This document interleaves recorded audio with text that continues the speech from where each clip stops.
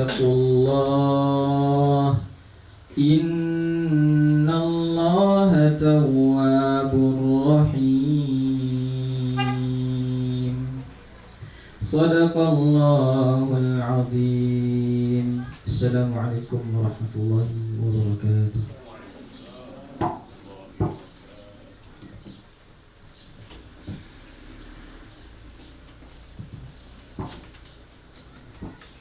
Allahumma arhamna bil Quran, Allahumma arhamna bil Quran. Mudah-mudahan kita semua dirahmati oleh Allah Subhanahu wa taala melalui Al-Qur'an yang kita dengar dan kita baca. Allahumma amin ya mujibas sa'ilin. Berikutnya tanpa berpanjang kalam, mari kita memasuki acara inti yang insyaallah akan langsung dipimpin oleh Ustaz Hari Nur Ramadan hafizahullah taala. Kepada beliau kami persilahkan.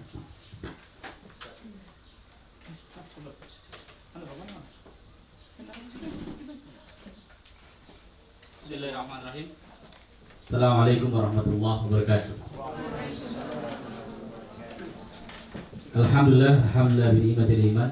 Alhamdulillah bi ni'mati zatil Islam. Bismillahirrahmanirrahim. Wahdahu la syarika lahu, subhana Muhammadan abduhu wa rasuluh alladzi la nabiyya ba'da amma ba'du. Alhamdulillah, puji syukur kehadirat Allah Azza wa Jalla yang memberikan kita nikmat iman, Islam, ihsan serta nikmat hidup berjuang. Mudah-mudahan Allah limpahkan rahmat dan berkah pada kita semua. Salawat teriring salam tercurah pada uswah kedua pada Nabi kita Nabi Muhammad sallallahu alaihi wasallam beserta keluarganya, para sahabatnya, para tabi'in, para tabi'ut tabi'in, dan mudah-mudahan kita termasuk pengikutnya di akhir zaman. Yang saya hormati sahabat saya Ustaz Ihsanuddin Zainuddin,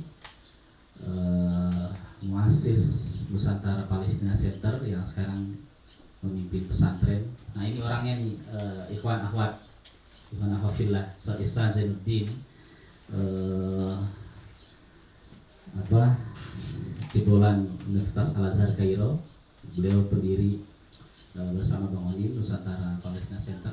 Ya, alhamdulillah, dan beliau jauh-jauh dari Sulawesi Barat ke Sumatera Barat. Nah, Sulawesi Barat ya, Minal Sulawesi Barat ila Minal Garbiyah Sumatera Garbiyah ya, Minal Garbiyah.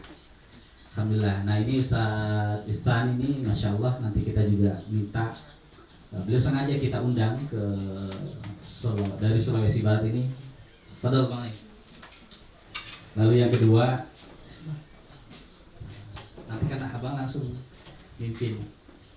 Yang kedua ini sahabat sekaligus juga jembatan, saya sebutnya sebagai jembatan diplomat Indonesia Palestina, sekaligus juga jembatan amanah ya, Indonesia untuk Palestina, yaitu Bang Abdullah Alim Hafizahullah. Udah kenal Bang Onim kan ya? Nggak usah dikenalin berarti Bang. Alhamdulillah. Masykur wa mastur. Dan ketiga ini Bang Pizarro orang awak ya, Bang Pizarro Ghazali Idrus, dan beliau ini biasa bicara di TV One, tapi bukan TV One yang damai-damai Indonesiaku. Kalau ada bicara perang, beliau yang selalu diundang tentang perlawanan bangsa Palestina melawan penjajah. Lalu di sini di belakang ada Ustadz Angku Modo, ya, Ustadz Awaluddin, ya, Minal Lombok ila Bukit Tinggi. Ya. Ini Sumando sama-sama saya, ya, dan para kawan-kawan dari panitia Pusdok Tamadun dan teman-teman NPC, sekaligus juga teman-teman Prime dan para peserta dari berbagai daerah ya. Ini ada dari Pasaman Barat kan. Pasaman Barat itu lebih dekat ke Medan Ustaz, daripada ke Padang. Ya, seperti orang Kalimantan lebih dekat ke Malaysia daripada ke ibu kota kita gitu ya. Ada dari Pasaman Barat, ya Masya Allah, ada dari Bukit Tinggi, ya, ada dari juga Payakumbuh, ada dari pesisir tadi ya saya lihat ya. Ya, masih di bawah ya, dari pesisir. Ya. Pesisir selatan ya. Saya 5 bulan yang lalu nikahin orang. Nah, itu ke pesisir barat, dari Padang ke pesisir barat pesisir selatan 8 jam Bang. Insya Allah. Lalu juga ini ada dari Bukit Tinggi dan sebagainya. Jadi kita buat acara ini Daurah Baitul Maqdis Part 2. Kenapa kita buat acara ini di Sumatera Barat? Dan yang kedua, kenapa kita buat ini di Padang Panjang? Saya bersama Bang Onim, bersama Bang Ihsan, lalu kemudian Bang Pizarro ya, mengadakan bagaimana perjuangan kita melawan penjajah, mendukung kemerdekaan Palestina. Ini adalah usia yang harus kita lakukan secara ritmenya panjang. Ya, dan ini menjadi legacy. Makanya Daurah Baitul Maqdis, tagline kita adalah melanjutkan gagasan dan cita-cita peradaban. Ya, tapi bukan cita-cita peradabannya di Padang Panjang doang, tapi cita-cita peradaban yang sangat besar. Nanti akan Bang Onim akan jelaskan ya apa itu NPC, termasuk juga nanti Ustadz Ihsan ya, bagaimana kerja-kerja besar yang dilakukan oleh NPC. Tapi kenapa saya ambil ini di Padang Panjang? Ya. Tempat kota Padang Panjang Sumatera Barat ini melahirkan para pejuang-pejuang Baitul Maqdis. Kenapa tempatnya bukan di hotel yang mewah, tapi seperti surau Bang? Justru dari surau Padang Panjang inilah melahirkan orang-orang hebat sekaliber Hamka. Hamka ini lahir, walaupun lahir dari meninjau, tapi dia ditempa menjadi pemimpin, menjadi ulama hebat, menjadi pejuang, itu di Padang Panjang. Yang kedua, tahun 1930 ada Panitia Perjuangan Kemerdekaan Indonesia dan Panitia Perjuangan Kemerdekaan Palestina. Tahun 30, 15 tahun sebelum Indonesia merdeka, itu lahir dari sini. Seorang murid kesayangan Haji Rasul, bapaknya Buya Hamka, yang bernama almarhum Zain Hasan. Namanya Zain Hasan. Zain Hasan ini mahasiswa kuliah di Kairo, Ustadz Ihsan, dan beliau adalah orang Indonesia yang menjadi diplomat yang mengantarkan ya tokoh-tokoh para pendiri bangsa itu ke tokoh-tokoh Timur Tengah. Dan beliau ini adalah ketua Panitia Kemerdekaan Indonesia di Timur Tengah, sekaligus juga ketua Panitia Kemerdekaan Palestina. Bayangkan loh, kita belum merdeka Bang, tapi kita udah mikirkan negara lain gitu. Dan itu lahir dari Padang Panjang. Namanya Zain Hasan. Beliau menulis buku, bisa dicari nanti, Diplomasi dan Revolusi Mahasiswa Indonesia di Timur Tengah. Lalu juga ada Zainal Abidin Ahmad. Ya, ini orang hebat. Lalu juga ada Nawawi Duski. Ada Tamar Jaya. Ya. Ada kemudian Hamka. Ya, itu dari Padang Panjang saja. Ya, melahirkan para pejuang-pejuang Baitul Maqdis. Belum lagi nanti di sekitaran Padang Panjang, dari Bukit Tinggi ada Abu Hanifah. Ya, lalu kemudian ada Usman Ismail, lalu kemudian ada di Koto Gadang ada Haji Abu Salim, ada Bung Syahrir. Lalu di Ahlan Panjang ada Muhammad Natsir. Ya, lalu kemudian di Maninjau ada Rasuna Said yang namanya populer di Jakarta, di jalan sepanjang Kuningan tuh Bang. Ya. Hajah Rangkayo Rasuna Said itu belajar di Padang Panjang. Bahkan seorang perempuan pertama ya yang mendapatkan gelar doktor honoris causa dari Universitas Al-Azhar ya, ketika itu Syekh Abdurrahman Al-Taj tahun 1950, Grand Syekh Al-Azhar memberikan Syekhah ya untuk wanita karena terinspirasi dalam sejarah ada pesantren putri ya, atau kita sebut dengan kuliatul banat atau kuliatul muallimat ya, yang bernama ya Rahma El-Yunusia, dan dia bikin pesantren usianya sangat muda, 16 tahun. Di saat sekarang anak-anak 16 tahun lagi asik-asiknya nonton drama Korea. Ya, Rahma El-Yunusia usia 16 tahun bersama abangnya ketika itu Zainuddin Labai El-Yunusi. Ini juga orang hebat, orang Padang Panjang. Dia menerjemahkan tafsir majalah Al-Manar ya, lalu kemudian dia terjemahkan ke Arab Melayu bernama majalah Al-Munir. Ya, itu tahun 1928 ya. Lalu dia sangat muda dan usianya 21 tahun. Ya, majalah itu dan di screening di Singapura, dan dia bicara tentang kemerdekaan bangsa Indonesia sekaligus perjuangan dunia Islam dan perjuangan Palestina. Dan lagi-lagi itu lahir di Padang Panjang. Oleh karena itu Daurah Baitul Maqdis ini Bang Oni, Ustadz Ihsan, Ustadz Alfa, Bang Pizarro, Ustadz Awal dan semua para pemirsa TV One yang dirahmati Allah. Wah, ini nggak terlalu tegang Bang ya. Para pemirsa TV One yang dirahmati Allah. Para pemirsa Al Jazeera atau CNN ya, yang dirahmati Allah, ini menjadi perjuangan kita. Oleh karena itu alhamdulillah kami bersama NPC, Bang Oni, Ustadz Ihsan, Bang Pizarro dan tim itu membuat satu kerja-kerja besar. Saya sebut ini adalah kerja-kerja besar, Bang. Ya, pesertanya hari ini ada 60 orang. Ya, memang nggak banyak. Jadi memang untuk menjadi agen penggerak, ya, menjadi provokator, menjadi motorik, menjadi muharrik itu nggak harus banyak. Aktor-aktor peradaban itu dia tidak perlu banyak. Ya, tapi kalau yang demo itu pasti banyak. Ya, tapi antum kita hadirkan ke sini bukan untuk mendemo, tapi antum harus jadi penggerak-penggerak literasi. Nah ini ada sahabat saya Bang Syakib. Ya, ini masya Allah nih pejuang ya. Lebih banyak santrinya daripada buaya di sana. Buaya beneran ya. Jadi kita buat di sini daurah di setiap daerah insya Allah Bang Onim. Tetapi setiap daerah itu punya akar sejarah Ustadz Ihsan. Ya, kemarin kita buat di Jakarta, ya, karena Jakarta juga banyak melahirkan para pejuang Baitul Maqdis.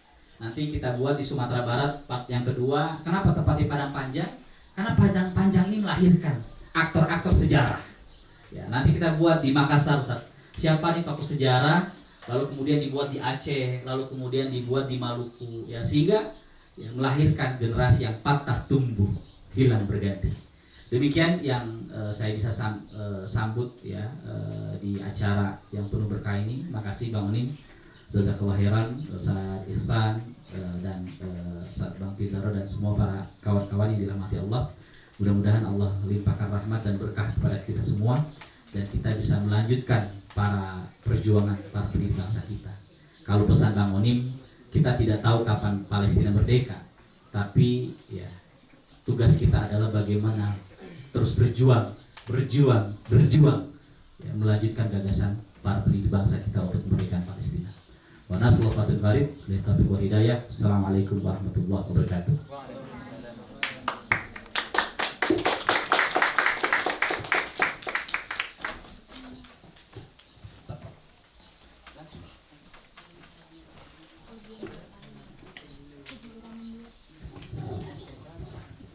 Ya, terima kasih banyak atas motivasi daripada Ustaz Hadi Nur Ramadan. Langsung saja. Tadi ada yang menarik ya disampaikan oleh Ustaz tadi terkait dengan jumlah sedikit itu dinukil di dalam Al-Quran ya, juz kedua lembaran ke-10 posisi sebelah kanan agak tengah sedikit. Kam min fiatin qalilatin ghalabat fiatan katsiratan biidznillah. Jadi sudah banyak bukti-bukti nyata dalam peradaban dunia, peradaban Islam khususnya, jumlah yang sedikit itu mengalahkan jumlah yang banyak. Teman-teman sekalian kalau tahu komputer itu besar atau kecil? Hah? Besar ya. Yang kecil apanya? Prosesornya. Tapi komputer tidak akan bermakna tanpa prosesor. Itulah kalian hari ini. Kalian adalah prosesor daripada peradaban yang insya Allah akan melahirkan aplikasi-aplikasi baru yang bermanfaat bagi umat. Takbir. Oke, karena berikutnya ini akan disampaikan oleh Bang Onim, maka butuh semangat ya. Karena jangan sampai kita seperti temannya Bang Onim yang dicerita di waktu tempat makan ya. Dipukul saya langsung terbang aja gitu. Oke, maka kita butuh yel-yel ya. Ini mohon maaf sebenarnya saya dari persiapan nih, tapi yel-yel ini insya Allah menjadi jiwa muda, penyemangat kita. Kalau saya bilang jiwa, dijawab muda. Siap ya? Oke, kita tes dulu. Jiwa muda. Kurang berarti kepalanya kurang. Jiwa muda. Jiwa muda. Nah, begitu ya. Baik, tanpa berpanjang kalam kami persilahkan kepada Bang Oni untuk menyampaikan. Barakallahu fikum. Tadi apa yel-yelnya? Jiwa muda. Mana matamu? Ngajak berantem itu. Kirim ke barat Iya. Iya, Masya Allah nih, terima kasih atas waktu dan kesempatan buat saya bisa hadir di Padang Panjang, bersilaturahim tentunya, sekaligus saling mengingatkan. Jadi inti dari kita berada di sini itu adalah silaturahim, terus menguatkan, saling mengingatkan, dan bersatu. Karena salah satu misi dan tujuan kita itu adalah urusan yang global, tidak hanya urusannya Palestina, negara Arab atau tapi memang urusannya adalah global. Sangat besar agama tersebut. Bismillahirrahmanirrahim. Assalamualaikum warahmatullahi wabarakatuh. Allahumma shalli wa sallim wa barik ala sayyidina Muhammad wa ala alihi wa sahbihi ajmain. Terima kasih kepada Bang Hadi dan Bung Pizarro yang alhamdulillah sudah bekerja sama dengan NPC. NPC adalah lembaga filantropi yang tidak berpolitik dan tidak berafiliasi, akan tetapi dikelola oleh generasi muda Islam yang dibentuk oleh Bang Onim. Prinsip saya, Palestina ini bagian dari akidah dan juga keyakinan saya. Tidak perlu lagi saya gempar-gempor atau menyampaikan bahwa ayo Palestina seperti ini. Yakinlah bahwa apa yang kita lakukan untuk Palestina itu bagian dari ajaran agama yang mana kita bantu terhadap Palestina tidak hanya satu agama, tetapi lebih berat penekanannya dari itu. Ini perintah agama, innamal mu'minuna ikhwah. Dan untuk tema kali ini yang diangkat adalah melanjutkan gagasan dan cita-cita peradaban. Ini tempatnya sangat pas ya, di Padang Panjang yang mana melahirkan para tokoh, para pujangga, sejarawan yang tadi sudah disebutkan Bang Hadi. Tadi juga alhamdulillah saya mampir di rumah puisi Taufik Ismail, Museum Sastra Indonesia. Alhamdulillah ini adalah salah satu perjalanan yang bagi saya sangat bersejarah. Tadi bertemu dengan Bapak Muhammad Jujur, beliau menyampaikan tentang bagaimana di dalam museum tersebut terdapat berbagai aset bangsa Indonesia yang sampai dengan saat ini masih ada. Sudah banyak dari generasi Indonesia yang tidak peduli dengan peninggalan aset bersejarah yang ada di rumah puisi tersebut. Dan ini juga memang Padang Panjang sangat terkenal dengan antusiasnya, terus juga fanatiknya untuk berjuang. Tadi disampaikan Bang Hadi bahwa ternyata perjuangan membebaskan Baitul Maqdis dan tanah Palestina itu tidak hanya pasca bangsa Indonesia meraih kemerdekaan, tetapi Indonesia belum merdeka saja kita sudah memperjuangkan kemerdekaan Palestina. Poin pentingnya adalah mereka melihat bahwa ini adalah anjuran agama yang memang harus kita perjuangkan. Nah teman-teman, perkenalkan nama saya Abdillah Onim. Saya lulusan Universitas Hamka, Profesor Dr. Hamka di Jakarta, lulusan Ekonomi dan Perbankan Syariah, jurusan pertama dirilis. Alhamdulillah saya sudah masuk di situ. Dan saya hadir di jalur Gaza pergantian tahun 2008-2009. Saya datang ke jalur Gaza. Salah satu memang misi utama saya waktu itu, saya masih diamanahkan sebagai ketua cabang Mercy di jalur Gaza. Waktu itu saya jadi relawan. Salah satu tugas saya adalah mengurus tanah wakaf untuk pembangunan rumah sakit Indonesia. Saya tentunya berterima kasih kepada teman-teman Mercy yang alhamdulillah atas wasilah Allah SWT bisa hadir bersama Mercy di sana. Sampai dengan 2012 saya banting setir ke jurnalis, belajar bagaimana mengoperasikan kamera dan juga bisa menulis berita dan naskah. Jadi alhamdulillah ya, dan atas kemauan kerja keras yang saya menggali potensi saya, ternyata alhamdulillah saya juga bisa jadi content creator. Saya juga bisa public speaking tidak hanya di Indonesia tapi juga di jalur Gaza bersama dengan para menteri. Ini adalah salah satu karunia dari Allah Subhanahu wa Ta'ala. Jadi yakinlah teman-teman yang ada di sini, pasang atau di meja, kalian itu punya potensi bisa mengangkat daerah Sumatera Barat dan juga punya potensi untuk bisa seperti Bang Onim tidak hanya berada di Indonesia, tetapi juga bisa berjuang sampai di kancah internasional. Nah, saat ini kan teman-teman sudah melihat bagaimana terjadi pergolakan, perjuangan yang sangat besar, sangat panas yang disaksikan oleh seluruh dunia. Perlu disampaikan bahwa kenapa para pejuang Palestina itu melakukan perlawanan dan juga pembelaan. Sejak tahun 1948 berdirilah salah satu komunitas yang disebut dengan Negara Israel. 1948 pun juga terjadi yang namanya tragedi Nakba sampai dengan saat ini sudah 77 tahun. Masyarakat Palestina khususnya para pejuang itu merasa dan mengetahui bahwa ternyata dunia di luar sana itu hanya menjadi penonton setia. Dunia di luar sana itu hanya bisa melegalkan kebiadaban dan kejahatan Amerika dan juga Zionis Israel. Mereka dibantai, dibunuh, diungsikan, terus juga diasingkan, dianeksasi, rumah dan tanah mereka diambil selama 77 tahun. Pada akhirnya para pejuang ini mempertimbangkan kenapa dunia di luar sana itu ada hak asasi manusia, ada yang namanya PBB, ada yang namanya pengadilan internasional, akan tetapi sedikit pun tidak bisa menghalangi, menghentikan, menghalau kejahatan yang dilakukan oleh Amerika Israel terhadap masyarakat Palestina. Dari berbagai peperangan, tentunya saya hadir di jalur Gaza mulai dari akhir 2008 terjadi peperangan Harb Al-Furqan, perangan Al-Furqan, terus juga dari 2020 terjadi peperangan. Jadi memang sudah 5 kali terjadi peperangan, dengan ini juga 6 kali terjadi peperangan saya berada di sana. Para pejuang Palestina melihat bahwa ini kita tidak bisa membiarkan kejahatan dari Zionis Israel terhadap masyarakat Palestina, baik itu di tepi barat maupun di jalur Gaza, baik itu haknya muslimin mayoritas di Palestina dan juga haknya non-muslim yang ada di Palestina khususnya di jalur Gaza. Maka pecahlah yang kita kenal dengan Tufanul Aqsa.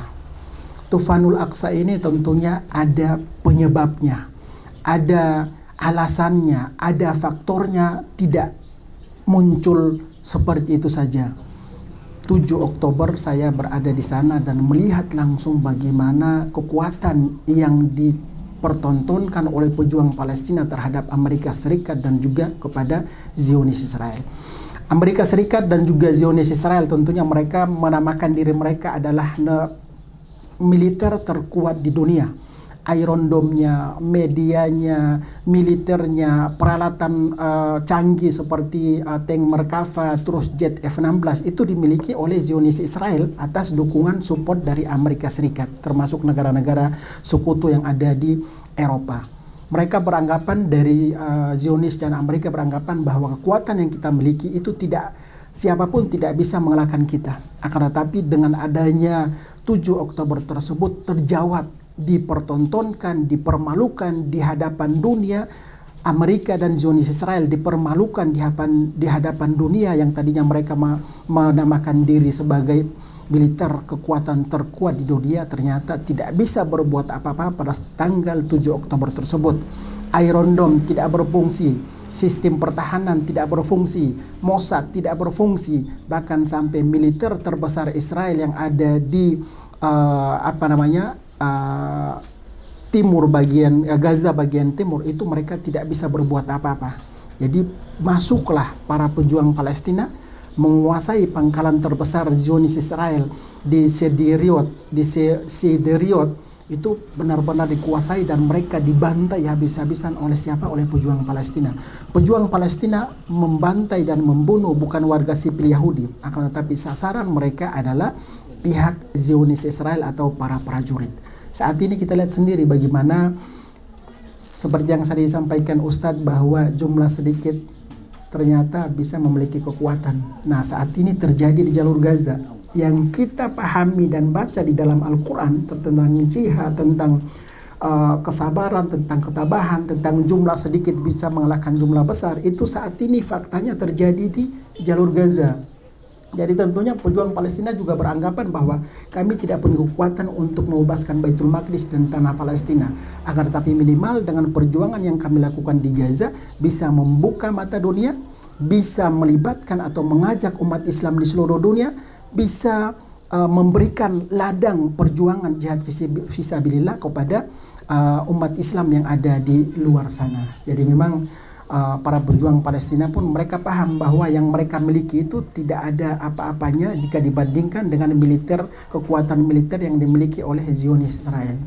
Coba kita bayangkan atau kita saksikan bagaimana Zionis Israel memiliki jet F-16, memiliki tank Merkava, memiliki robot, memiliki Mossad, memiliki drone, pesawat tanpa awak, memiliki pasukan elit.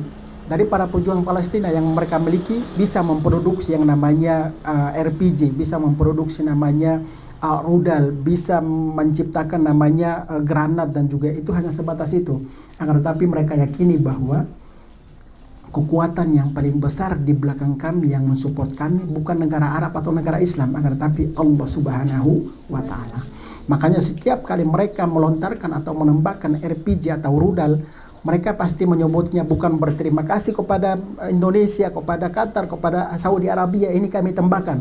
Tidak seperti itu, akan tetapi mereka selalu melantunkan atau membaca ayat suci Al-Quran. Wa ma ramaita id ramaita walakinnallaha ramah. Itulah salah satu kekuatan iman yang saat ini tidak dikalahkan oleh siapa?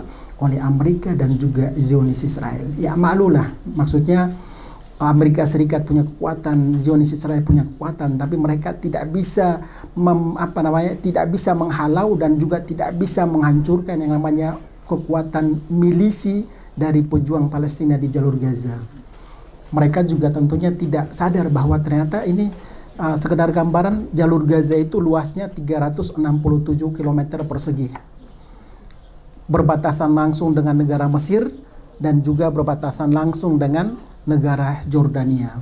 Sebelum terjadi peperangan, Gaza itu populasinya 2,3 juta.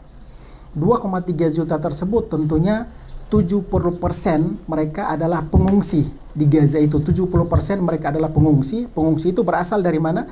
Dari wilayah-wilayah Palestina yang sudah diduduki oleh Zionis Israel pada saat tragedi Nakba, pengusiran 1967, 1976.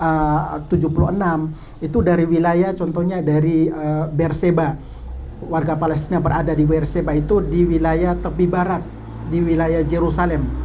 Mereka diungsikan ke jalur Gaza. Ada juga dari wilayah Mazdal, mereka diungsikan ke jalur Gaza. Ada juga dari wilayah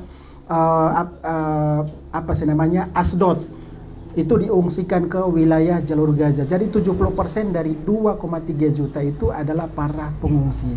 Mereka hadir di jalur Gaza, awalnya itu tinggal di kamp pengungsian. Alhamdulillah mereka membangun rumah yang saat ini Gaza menjadi kota hidup. Awalnya itu saat ini sudah dimatikan oleh Zionis Israel. Palestina adalah wilayah yang harusnya kemuliaan atau levelnya itu sama dengan Makkah dan juga Madinah. Ada hadis Nabi mengatakan bahwa la tushaddur rihal illa ila thalathati masajid. Tidak dianjurkan atau diperkenankan atau diafdolkan untuk mengunjungi 3 tempat suci, yaitu Masjid Nabawi di Madinah, Masjidil Haram di Makkah, dan juga Masjidil Aqsa di Palestina. 3 tempat suci ini tentunya disucikan oleh Allah Subhanahu wa Ta'ala. Jadi kita sebagai makhluk Allah, muslimin itu tidak boleh memilah atau memilih yang ini paling utama, yang ini paling utama, sehingga Al-Aqsa dan tanah Palestina itu dilupakan oleh umat Islam di seluruh dunia. Tanah Palestina itu adalah tanah yang subur, kaya akan pertanian, terus juga kelautan. Warga Palestina ada yang punya istana, ada yang punya villa mewah, ada yang punya mobil Hammer, ada yang punya BMW, Mercedes. Jadi orang Palestina itu bukan orang miskin. Orang Palestina itu bukan orang terbelakang. Orang Palestina itu awalnya tidak pernah menerima atau antri untuk mendapatkan yang nama sembako. Itu tidak pernah terjadi dalam sejarah Palestina. Palestina bagian dari wilayah Syam, Biladus Syam. Biladus Syam itu terbagi menjadi Palestina, terus juga Jordania, Suriah, dan juga Lebanon. Terpisahlah karena dikuasai oleh Romawi, terpisah, terbagi-bagi, akhirnya kekuatannya mereka terpisah. Jadi kenapa saat ini Palestina itu pertama sejarah mereka mati kelaparan, mereka antri sembako, mereka harus meminta-minta di media sosial. Ini karena terpaksa, Ustadz. Mereka terpaksa melakukan seperti itu untuk bisa mandiri.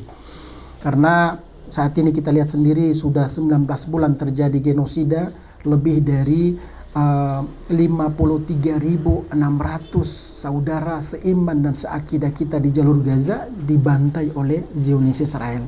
19.000 diantaranya adalah anak-anak. Yang terjadi di jalur Gaza saat ini bukan peperangan.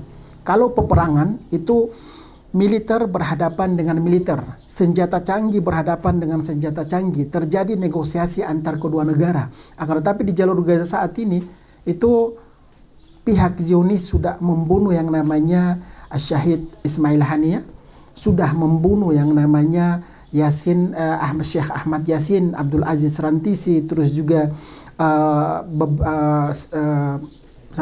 Sinwar, Yahya Sinwar. Saat ini alasan mereka apa? Untuk membasmi yang namanya para pejuang Hamas. Ini sebenarnya hanya narasi yang dipropagandakan oleh Zionis Israel. Bagaimana caranya mereka bisa menghabisi perempuan di Gaza, bisa membunuh bayi atau anak kecil yang ada di Gaza, bisa mengusir yang namanya lansia, warga sipil dari jalur Gaza. Tujuannya dua dari pihak Zionis Israel untuk jalur Gaza. Yang pertama, mereka dipekerjakan paksa sudah selesai. Sudah, mereka dipekerjakan paksa sudah terjadi. Yang pertama. Yang kedua, mereka diusir dari tanah Palestina. Tahap yang kedua ini tentunya warga Palestina yang ada di tepi barat, mereka sudah diusir ke Jordania, sudah diusir ke Suriah, sudah diusir ke jalur Gaza. Tahap kedua. Tahap ketiga itu mereka harus dibunuh. Dan saat ini proses tahap ketiga itu sedang dilakukan oleh Zionis Israel. Coba kita bayangkan, dalam satu hari terjadi pembantaian lebih dari 105 orang. Ini perdana terjadi di muka bumi ini. Itu mungkin di zaman Rasul pun tidak sebiadab kaum kufar melakukan sepertinya. Dalam satu hari bisa membantai, dalam kurang dari 2 tahun bisa membantai. Tetapi mereka bisa melakukan di depannya dunia internasional, dipertontonkan di media sosial selama 24 jam, akan tetapi tidak bisa berbuat apa-apa. Padahal kekuatan dari muslimin yang ada di dunia ini berjumlah 2 miliar ya. 2 miliar, akan tetapi tidak bisa berbuat apa-apa. 2 miliar ini kalau nangis dunia tenggelam. 2 miliar muslimin, akan tetapi tidak bisa berbuat apa-apa. Yang saat ini bisa berbuat apa-apa dan melakukan sesuatu untuk Baitul Maqdis dan Muslim dan Islam hanyalah yang berjumlah 2,3 juta. Mereka telah syahid 53.000 dan sisanya saat ini mereka masih bertahan. Lebih dari 2 juta warga Palestina di jalur Gaza itu mengungsi tiap hari. Mengungsi itu maksudnya berada di Gaza bagian utara, mereka mengungsi Gaza City atau kota Gaza. Mengungsi itu artinya dari Rafah Gaza bagian selatan, Khan Yunis Gaza bagian selatan, Mawasi Gaza bagian selatan diungsikan ke Gaza bagian utara. Hampir dalam 1 bulan itu mereka bisa mengungsi berpindah-pindah tempat lebih dari 60. Tanpa makanan, tanpa air minum, tanpa selimut hangat, tanpa tempat tinggal. Mereka tinggal atau tidur di pinggir jalan, di bawah pohon, di reruntuhan, di samping. Mereka bersihkan untuk apa? Untuk bangun tenda dalam rangka tinggal di situ. Yang mereka lakukan apa? Bukan untuk urusan Palestina. Yang mereka lakukan mempertahankan ini bukan urusannya negara Timur Tengah. Akan tetapi mereka lakukan ini mewakili umat Islam di dunia yang berjumlah 2 miliar. Mereka mewakili kita bukan untuk antri sembaka atau antri magazi, akan tetapi mereka mewakili dengan jiwa mereka, dengan darah mereka, dengan waktu mereka, dengan harta mereka untuk antum yang ada di sini di Padang Panjang, untuk umat Islam yang ada di Indonesia yang berjumlah lebih dari 270 jiwa. Itu yang harus kita pahami, bahwa yang dilakukan oleh warga Gaza untuk antum, untuk Bang Onim, untuk umat Islam di Indonesia, untuk umat Islam di dunia yang berjumlah 2 miliar. Jadi jangan sampai masih ada narasi dari teman-teman Indonesia mengatakan bahwa ngapain kita peduli yang jauh di sana. Sudah selesai fase mereka pernah membantu Indonesia memberikan dukungan. Tidak usah menggunakan narasi bahwa Palestina pernah memberikan dukungan kemerdekaan Republik Indonesia. Tapi saya yakin insya Allah di acara Baitul Maqdis ini kita saling mengingatkan bahwa ada harapan, ada kekuatan Islam di dunia yang saat ini sudah dimunculkan oleh Allah Subhanahu wa taala itu di Palestina. Jadi kenapa kalau ada pertanyaan kenapa mereka tidak memilih untuk keluar dari jalur Gaza? Mereka mengatakan bahwa alhamdulillah kami dipilih oleh Allah Subhanahu wa taala di tanah Palestina, kami dihadirkan oleh Allah Subhanahu wa taala di tanah Palestina, dan salah satu tugas kami adalah menjaga kemuliaan Baitul Maqdis dan juga tanah Palestina. Kalau kami meninggal nanti, insya Allah surga sudah menanti kami. Tinggal kalian di luar sana sibuk dengan dunia kalian, terserah. Kami sibuk dengan akhirat kami, tentunya di belakang kami adalah siapa? Ada Allah Subhanahu wa taala. Itulah kenapa mereka bertahan di sana. Yang kedua, kenapa mereka bertahan di sana? Mereka tidak mau kalau contohnya diungsikan ke negara lain, nasibnya pengungsi. Tidak bisa bekerja, tidak bisa mendapatkan hak hidup yang layak, dan tidak bisa mengembangkan atau mendapatkan kesejahteraan hidup seperti yang kita rasakan saat ini di Padang Panjang. Mereka ingin menjaga kemuliaan, kalaupun hidup mulia atau mati syahid. Itu yang saat ini diperjuangkan oleh saudara-saudara kita di Palestina. Ada 4 poin teman-teman yang ada di sini kenapa Bang Onim hadir di Palestina, kenapa pemerintah Indonesia, kenapa ulama, MUI, NGO, kenapa Bang Hadi, Bung Pizarro, Bang Ihsan hadir bersama dengan saya, Bang Akmal hadir di sini. Ini adalah salah satu tujuan, itu kita ingin mengimplementasikan amanah konstitusi di dalam Undang-Undang Dasar 1945 bahwa penjajahan di atas dunia harus dihapuskan karena tidak sesuai dengan peri kemanusiaan dan peri keadilan. 77 tahun mereka tidak mendapatkan namanya kemanusiaan, keadilan. Coba kita bayangkan 77 tahun sampai dengan saat ini, padahal yang mereka perjuangkan adalah izzatul Islam dan harga diri Islam. Yang pertama. Yang kedua, untuk isu Palestina bagi kita Muslim, Bang Onim dan teman-teman yang ada di sini, jangan dianggap remeh. Jangan dianggap donasi selesai kita selesai. Jangan anggap kita hadir di aksi selesai. Jangan dianggap kita mempelajari di sini terus selesai. Kalau bisa setelah mempelajari, ingat terus bahwa di akhirat kelak nanti antum akan ditanya oleh Allah Subhanahu wa taala. Wahai teman-teman yang pernah ikut daurah Baitul Maqdis di Padang Panjang, apa yang sudah kalian lakukan untuk umat terbaikku yang sedang berada di safil ura di barisan terdepan untuk berikhtiar membebaskan Baitul Maqdis dan juga tanah Palestina. Isu Palestina bagi kita umat Islam tidak perlu diperdebatkan, tidak perlu diperbincangkan. Ini bagian dari keyakinan kita, ini bagian dari akidah kita. Kenapa saya tegaskan akidah dan keyakinan? Allah Subhanahu wa taala memerintahkan kita untuk melaksanakan sholat itu di mana baginda kita Nabi Muhammad SAW tinggal landas di langit yang ketujuh yang kita kenal dengan Sidratul Muntaha untuk menerima apa? Wahyu melaksanakan sholat 5 waktu. Baginda kita Nabi Muhammad SAW bisa dong terbang dengan burak dari Makkah langsung ke Sidratul Muntaha langit yang ketujuh. Tapi kenapa harus mampir dulu ke Baitul Maqdis tanah Palestina? Ini pertanda bahwa kemuliaan, kesucian, keutamaan Baitul Maqdis bagi kita umat Islam itu adalah nomor 1. Kenapa umat Islam? Kenapa saya tekankan bagian dari keyakinan dan akidah kita bahwa di sana lahir yang kita kenal dengan Imam Syafi'i di jalur Gaza. Kenapa saya tegaskan kembali bahwa kenapa Umar bin Khattab bisa hadir dari Makkah naik keledai berbulan-bulan datang ke sana, itu menunjukkan bahwa keutamaan Baitul Maqdis dan juga tanah Palestina itu bagi umat Islam itu adalah nomor 1.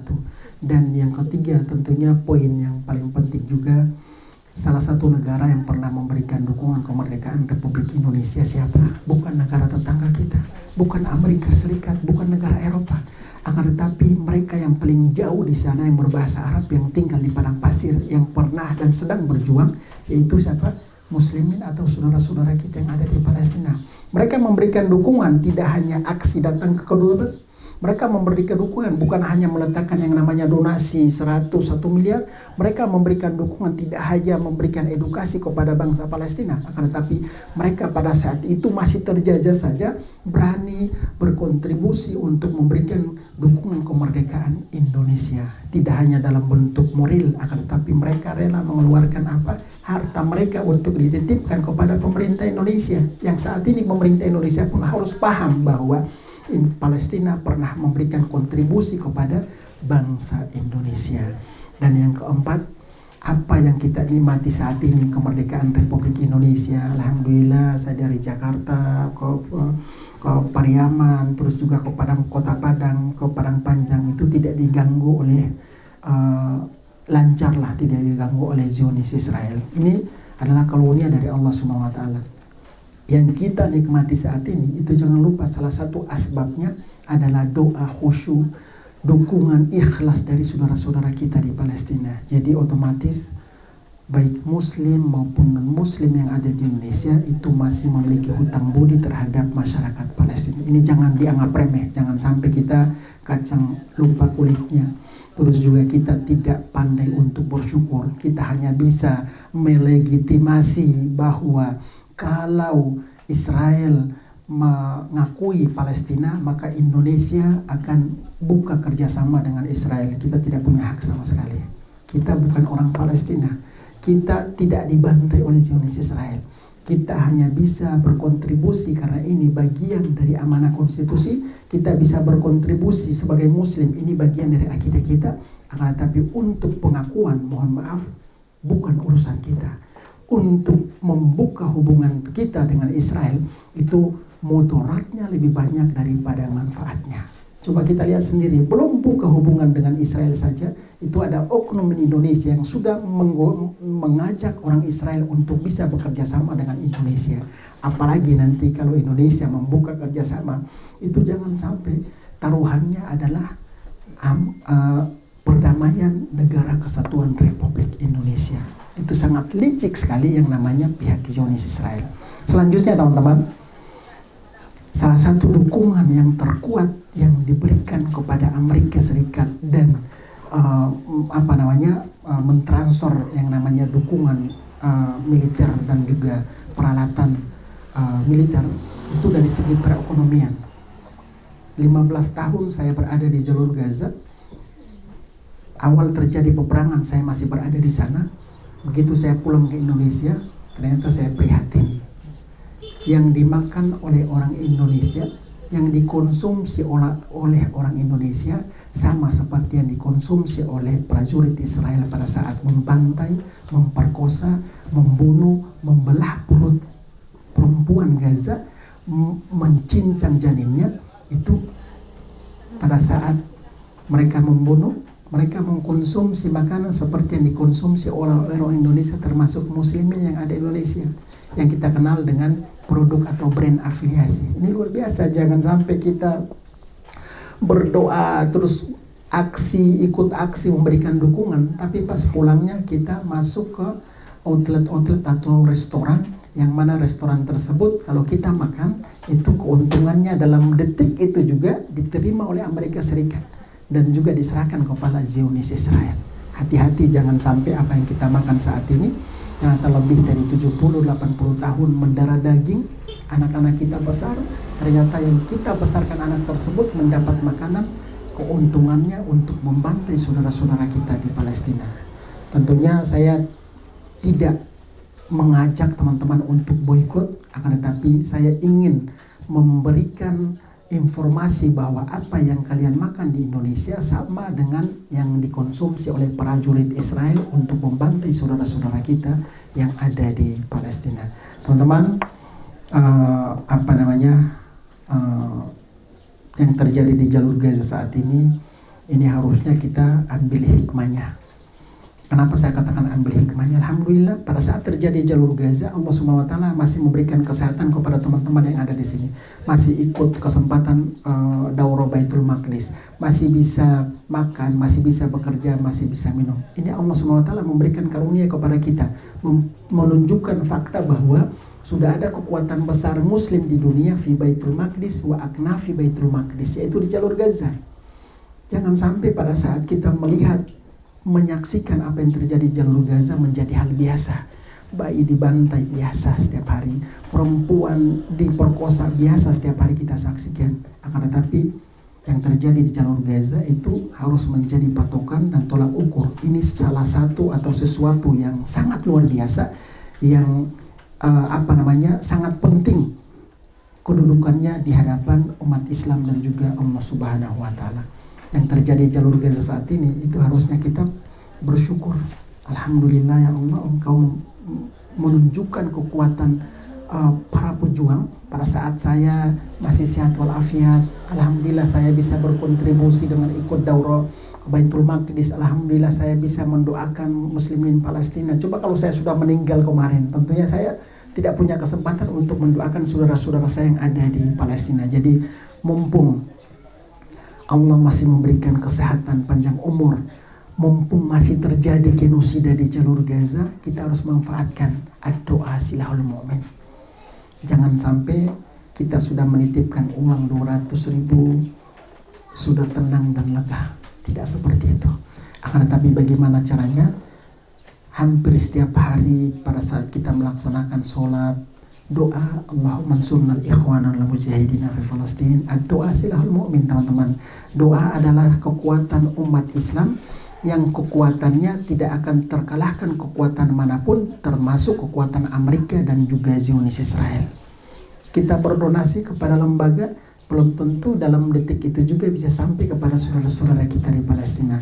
Belum tentu dalam 1 pekan, 1 bulan bisa sampai ke jalur Gaza, karena akses masuk ke jalur Gaza itu ditutup oleh Zionis Israel, termasuk bahan makanan, obat-obatan, air minum, dan bantuan lainnya. Pada akhirnya terjadi kelaparan. Akan tetapi pada saat kita sujud, pada saat kita selesai sholat, pada saat kita sholat malam tahajud, qiyamul lail, kita angkat kedua tangan kita 1 menit, 2 menit dengan meminta kepada Allah SWT dengan hati bersih, dengan khusyuk dan ikhlas. Insya Allah dalam detik itu juga Allah SWT mengijabah doa kita, yang pada akhirnya Allah SWT memberikan kegembiraan hati kepada saudara-saudara kita yang ada di Palestina. Walaupun mereka dibantai tanpa makanan, tinggal di tenda, tapi Allah SWT menurunkan karunia dengan memberikan kegembiraan hati bagi mereka. Sampai dengan saat ini mereka masih bisa bertahan untuk berikhtiar, berjuang, berikhtiar membebaskan Baitul Maqdis dan juga tanah Palestina. Teman-teman, di sini juga tentunya saya hadir di sini hanya bisa menyampaikan apa yang saya lihat, apa yang saya rasakan bersama dengan masyarakat Palestina. Alhamdulillah Allah SWT memberikan karunia kepada Mang Onim, menghadirkan teman perjuangan, yaitu menikah dengan muslimah Palestina di jalur Gaza. Jadi Bang Onim hadir di jalur Gaza, mohon maaf, bukan memperbaiki keturunan, akan tetapi berjuang. Dan saya pun awalnya memang secara manusiawi itu tidak pernah bermimpi, berharap untuk tinggal dan menikah dengan muslimah Palestina. Kenapa demikian? Kalau tinggal di jalur Gaza tidak ada lapangan pekerjaan. Kalau tinggal di jalur Gaza, kaki kiri kita dikubur, kaki kanan kita di dunia. Kalau tinggal di jalur Gaza, maka nasib kita sama dengan warga Gaza. Kalau kita tinggal di jalur Gaza, maka kita di hadapannya Israel pantas atau halal untuk dibunuh. Risikonya seperti itu untuk tinggal di jalur Gaza. Yang pertama. Yang kedua, menikah di jalur Gaza, tentunya mahar untuk Timur Tengah paling murahnya itu 65 sampai dengan 100 juta. Nah, saya tinggal di Halmahera Utara, orang tua tani, buruh tani, nelayan, mau ambil uang atau mahar dengan semahal itu, orang tua saya tidak kuat. Waktu itu pas nikah saya harus jual kambing saya itu 7 ekor, hanya terjual sekitar 15 juta. 7 ekor. Ada 2 ekor sapi yang terjual paling berapa? 17 apa 25 juta. Murah kan? Masih berapa puluh juta lagi yang harus saya siapkan. Tapi alhamdulillah Allah SWT kalau sudah menentukan bahwa Bang Onim jodoh antum di Gaza, walaupun Bang Onim menghindar keluar dari jalur Gaza, kalau sudah takdirnya jodohnya di jalur Gaza, mau teman-teman di sini mengatakan bahwakannya Bang Onim bakalan tidak kuat deh karena perekonomiannya, kerjaannya di sana seperti apa, tapi luar biasa sudah takdirnya Allah Subhanahu wa taala jodoh saya orang Palestina. Dan Allah hadirkan seorang perempuan akhwat muslimah yang luar biasa, jiwa juangnya sama. Coba antum bayangkan, ada nggak perempuan Arab Timur Tengah itu bisa atau mau diajak keliling ke Indonesia naik perahu, naik ojek, naik mobil, seperti apa? Kesian diceritain. Enggak, maksudnya mereka juga harus siap, jangan sampai cuma semangat mau nikah doang, tapi tidak punya mahar di belakang seperti itu. Ini sekedar gambaran, jadi memang tidak mudah. Tapi kalau Allah sudah mentakdirkan mau di padang panjang, hidupnya seperti apa? Kalau jodohnya di jalur Gaza, itu Allah sudah menyiapkan jalurnya ke sana, tiketnya sudah disiapkan, tempatnya sudah disiapkan, pekerjaannya sudah disiapkan. Tinggal kita bagaimana caranya menjaga niat kita, membersihkan niat kita, dan melakukan sesuatu. Tujuannya hanya satu, mencari ridho Allah Subhanahu wa Ta'ala, bukan untuk memuaskan Palestina. Pokoknya tujuannya itu satu dulu deh, mencari ridha Allah Subhanahu wa Ta'ala, dan dengan ridha tersebut Allah Subhanahu wa Ta'ala akan mengarahkan urusan kita, memudahkan semua urusan kita. Dan alhamdulillah dari 70 juta kalau tidak salah mahal paling murah itu saya baru bayar 20, pokoknya nggak sampai 30 juta lah. Nah, harusnya saya masih ada utang, tapi pada saat saya bertemu dengan nyampaikan kepada istri saya di depan bapak mertua, saya katakan bahwa saya masih punya utang. Apakah bapak mertua dan ibu dan istri saya? Bang Onim hadir di Palestina bukan untuk materi. Bang Onim hadir di Palestina bukan untuk putri kami. Bang Odi hadir di Palestina, tentunya ini sudah menjadi takdir Allah SWT, dan kami bangga karena Bang Onim atas wasilanya, atas izin Allah SWT bisa membangun yang namanya TK Yatim Nurani Indonesia, bisa menyantuni 1.700 anak yatim, bisa membantu bantuan dan lain-lain, bisa turun bersama dengan anak yatim dan juga para pengungsi. Itu sudah menutupi semua yang pernah Bang Onim belum bisa untuk melunasi. Jadi itu alhamdulillah karunia dari Allah Subhanahu wa Ta'ala. Saat ini saya dikaruniai 3 anak. Yang pertama namanya Filin. Filin itu kepanjangannya Filistin Indonesia, bisa 2 bahasa, sekarang belajar di Gontor. Jadi kalau baru masuk sudah kuasai bahasa Arab dan juga bahasa Indonesia. Itu terus yang pertama. Yang kedua namanya Nusantara, Ismail Nusantara. Juga 2 bahasa, sekarang kelas 5. Yang ketiga namanya Bahari, juga bisa 2 bahasa, usianya 7 tahun. Dan kalau kedepannya Bang Onim sudah meninggal, terus ada orang Palestina di Gaza yang namanya Nusantara, itu pasti anak Bang Onim. Takbir Allah. Kalau nanti Bang Onim sudah meninggal, ada orang Gaza bernama Bahari, itu anak Bang Onim. Nah, itu salah satu cara kita berjuang untuk Palestina, itu harus ada kaderisasi dan juga regenerasi. Filin sekarang kalau keliling kota-kota di Indonesia itu sudah bisa speak up, menyampaikan pengalamannya, hidupannya dalam bahasa Indonesia. Nah, itu salah satu strategi saya, misi saya, taktik saya, agar supaya kalau Bang Onim sudah selesai, itu ada the next Bang Onim. Dan itu yang dibutuhkan oleh Palestina dan juga Baitul Maqdis. Tidak selesai dengan yang namanya kita mendirikan lembaga distribusi bantuan selesai. Oh, nggak seperti itu. Nggak seperti itu. Jadi jangan sampai dalam mindset kita bahwa dengan donasi kita akan membebaskan Baitul Maqdis dan tanah Palestina. Tidak seperti itu. Dukungan yang namanya materi atau donasi itu hanyalah apresiasi, hadiah, dan menggugurkan kewajiban kita, karena kita tidak bisa seperti Bang Onim, tidak bisa seperti Barkah Palestina yang mereka bisa langsung berjuang berhadapan dengan musuh besar Islam dunia, yaitu Zionis Israel. Teman-teman, terima kasih. Mungkin di sini ada kita buka sesi diskusi dan juga tanya jawab. Apapun pertanyaan silakan disampaikan, dan mungkin bisa dilengkapi juga atas kekurangan yang saya sampaikan tadi. Wabillahi taufiq wal hidayah. Wassalamualaikum warahmatullahi wabarakatuh. Waalaikumsalam warahmatullahi wabarakatuh. Masya Allah, Bang Onim menginspirasi. Tadi yang saya berkesan salah satunya adalah bagaimana proses pernikahan Bang Onim sampai kemudian sampai pasca pernikahan. Jadi saya kira ini menjadi inspirasi ya, Bang Onim bersama istrinya Ummu Raja ya. Ummu Raja beserta 3 anaknya ini kemana-mana selalu dalam perjalanan. Dan saya kira ini bukan satu cara entertain atau roadshow, tapi ini bagian dari kaderisasi dakwah. Ya. Kalau kita lihat dalam sejarah bagaimana Nabi Zakaria alaihissalam ya, bersama istrinya, yaitu Hananah binti Fakut. Hananah binti Fakut ini adalah ibunya Siti Maryam, ya, Maryam binti Imran. Ya, mohon maaf, jadi Imran itu punya istrinya itu Hananah binti Fakut. Hananah binti Fakut itu kemana-mana selalu mengajak suaminya, ya, agar kelak keturunan itu menjadi futuhat Baitul Maqdis, pebebas Baitul Maqdis. Dan saya kira dari cerita yang tadi Bang Onim sampaikan itu mengisahkan kita kepada kisah keluarga Imran. Ya, keluarga Imran. Dan saya kira teman-teman yang belum menikah di forum ini harus segera menikah. Kok nggak semangat sih? Semangat ya, menyala bangku. Ya, dan lagi-lagi ya, bicara Palestina juga bicara kaderisasi. Ya, Bang Onim selalu di berbagai forum ya, beliau bicara ya kematian itu satu, kalau nggak mati di Gaza syahid insyaallah Bang ya, Amin. Ishak.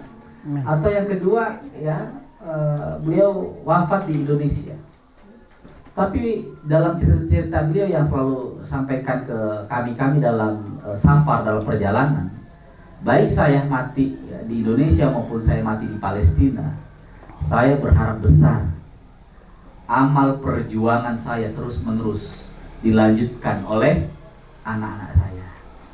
Ya, dan ini kalau kita lihat anak-anaknya selalu itu dibawa kemana-mana.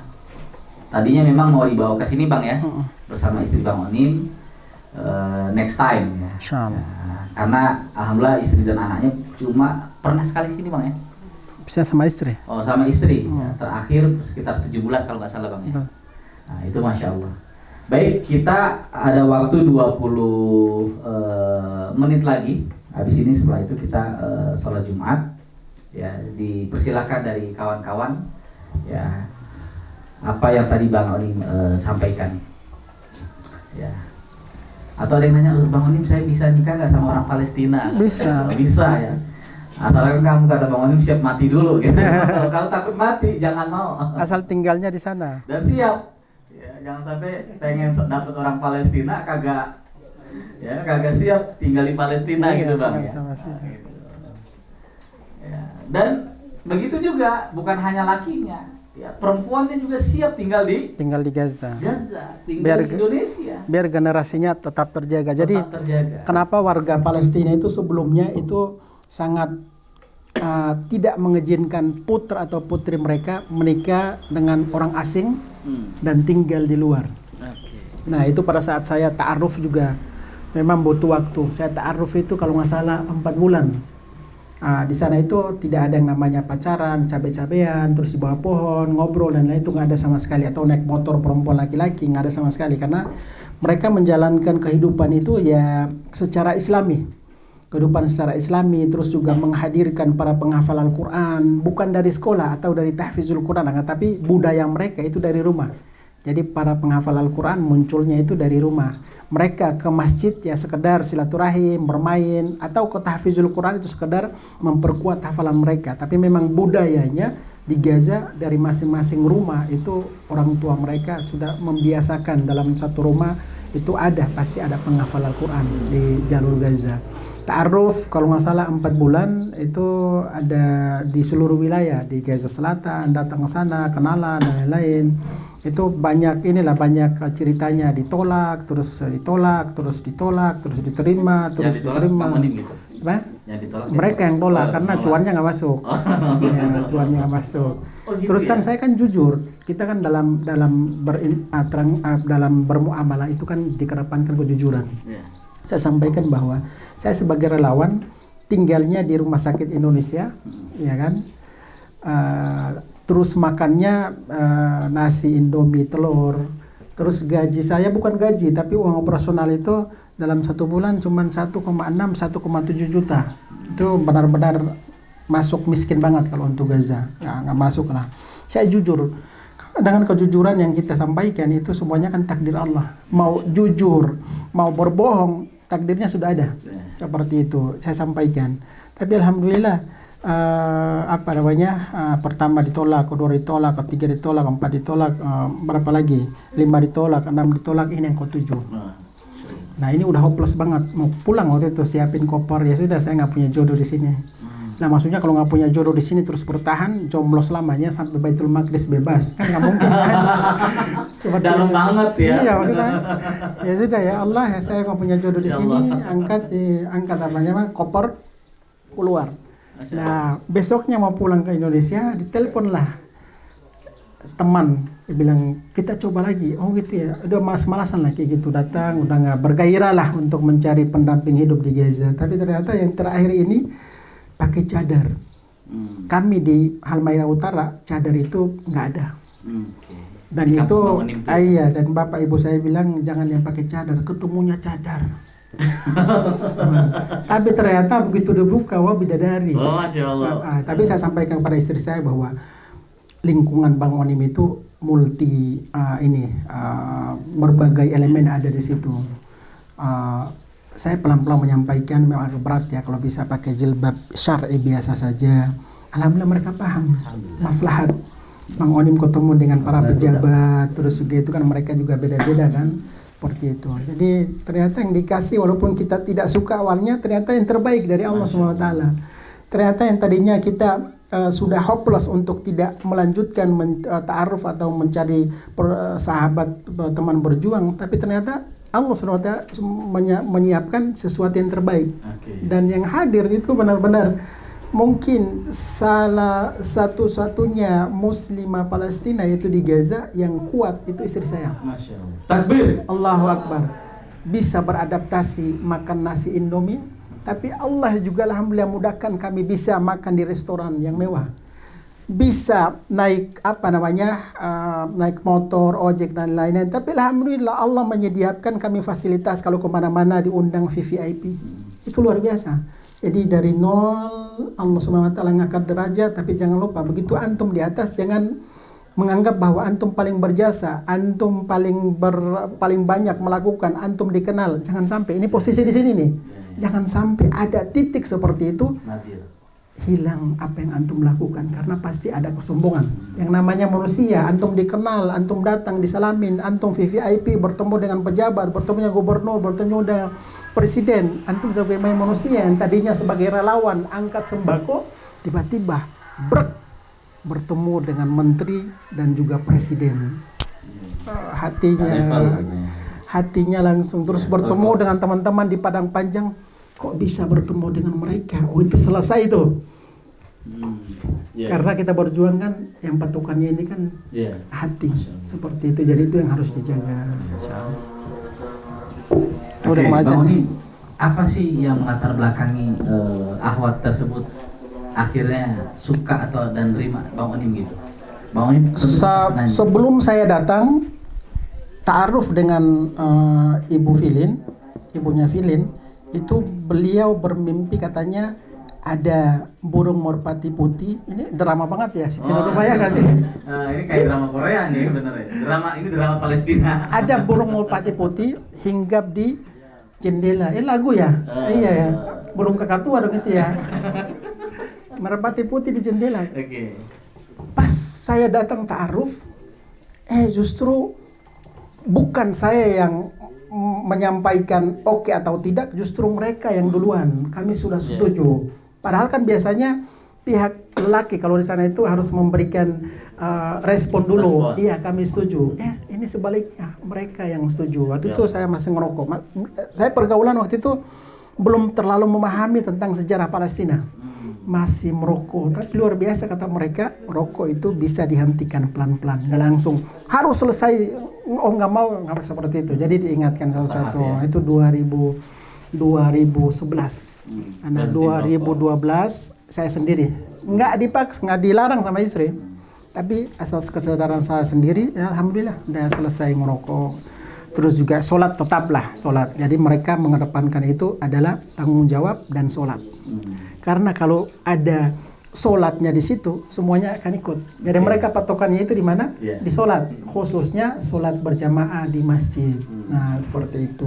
Alhamdulillah sampai ke tingkat ditawarkan untuk bergabung dengan Izzuddin Al-Qassam, diserahkan senjata dan pistolnya. Tapi saya katakan bahwa mohon maaf, saya di sini bukan angkat senjata, saya di sini angkat suara.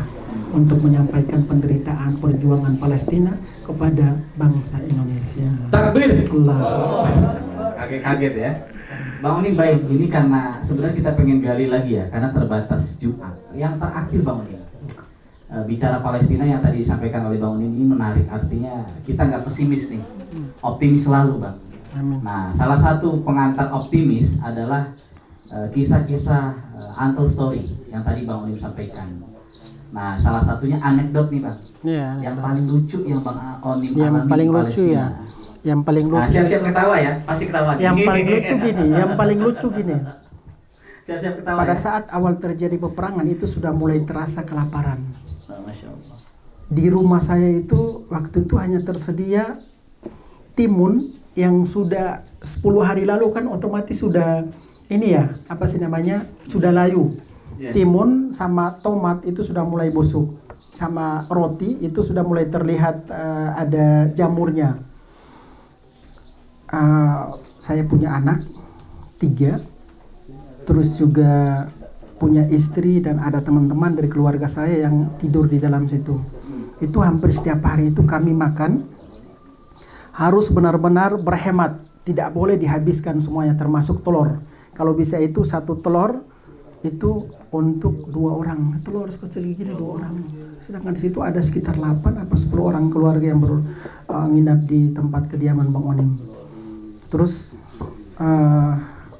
sudah mulai warga Gaza itu sudah mulai kebingungan karena krisis makanan. Tiba-tiba sudah mulai ada program untuk bantuan airdrop ya dari udara. Otomatis kan warga Gaza pada saat mereka mengejar airdrop tersebut kan lapar, tidak punya makanan di rumah.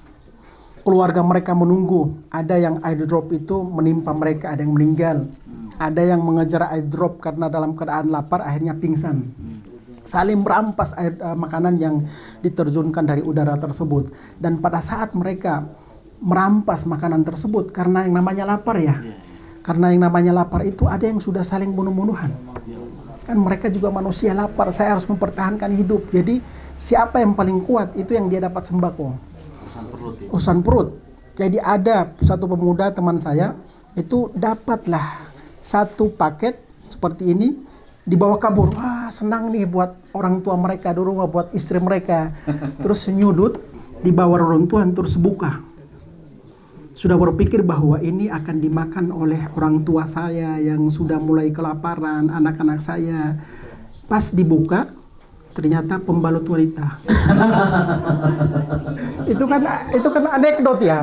Mereka kok bisa seperti ini ya, ini antara saya udah capek-capek nunggu di sini udah berhari-hari, ternyata saya buka itu pembalut wanita. Itu banyak sekali cerita-cerita yang mereka juga manusia kan, manusia yang setelah itu mereka dapat makan gitu. Dapat makan setelah itu. Tapi itu kan bagian dari cerita-cerita yang mereka juga manusia, mereka juga. Itu yang pertama. Yang kedua, selama di sana itu kan saya sering live di TV, dan beberapa kali saya live itu tempat live saya secara langsung itu dibom oleh Zionis Israel. Jadi pada saat live itu kiri kanan biasa seperti itu, bom, terus kaca pecah, terus kan sebagian warga Gaza kan rumahnya pakai seng ya. Otomatis kan ada serpihan bom kan jatuh di situ. Jadi udah biasa, udah terdengar seperti itu. Saya punya tim ada sekitar 4 untuk menyiapkan pada saat live seperti itu. Terus tim saya satu itu sudah 4 hari tidak mandi.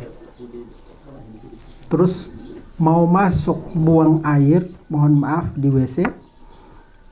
Terus saya udah prediksi 2 menit kemudian pasti sudah buka semuanya kan, persiapan mandi. Gitu itu, terus saya ke pintunya, tendang sekencang-kencang pintu seng tersebut, akhirnya dia kabur.